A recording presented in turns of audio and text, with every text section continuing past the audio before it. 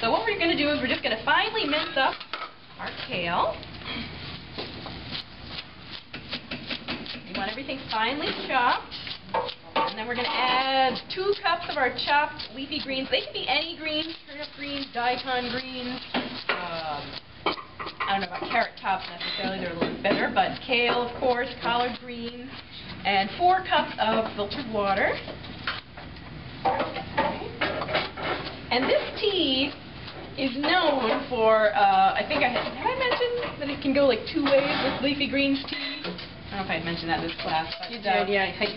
When you were, but I forgot what you said. I remember you said you were living with a family at the time, and you were just like... Right, as a personal chef. Yeah. And I kind of warned them that my acrobatic counselor had said, you can either like feel like the queen of peace, you know, as your liver discharges the toxins, or you might feel like all this like tension and anger and stress like being released from your liver, and you feel like kind of very premenstrual, and that's what happened to me. Oh. It wasn't pretty.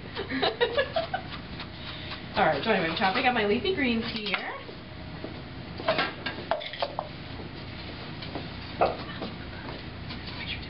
So you're going to be drinking we are going to be drinking, yeah, it's going to be strained. Okay. We take the leafy greens out and then discard them. So that's how it is also with sweet vegetable tea, which is another remedy we're going to be making. They kind of, you know, they give what they have, their nutrients to the broth, and then you don't actually need to consume the vegetables. Compost those or something. Dandelion greens are a great thing to use this time of year. They're seasonal. They're just coming up.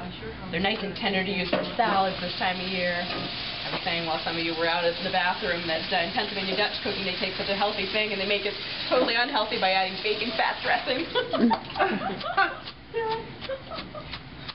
Okay. I've heard of sometimes adding a little bit of lemon to this drink as well, but yeah, that could be nice. Of course, you know, in raw foods, rather than making a leafy greens tea, how would you enjoy your leafy greens in a healing way? A raw foods diet. Just eat it raw. Juiced or raw, exactly. Yep, just chew it up raw or juicing.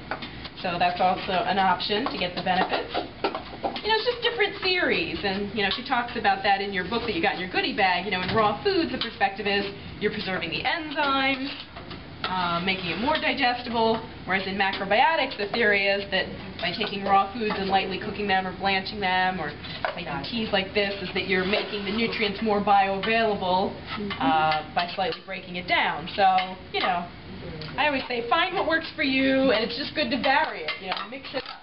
Don't go with just one way of doing things. Because you do like more raw, like summertime. Exactly, raw. and that's a seasonal transition. Yeah. Good point. In the spring and summertime, you want to have a little bit more raw food in your diet. Pressed salad, like we had last month, that's a great way to do that. Okay. So perfect. She's so perfect. Oh! There we go. Alright. So now we're just going to add this to our 4 cups of water, which we already have heating up here. Bring that up to a boil, and then lower that to simmer for, what is it, a few minutes? 3 minutes. There we go. Yep.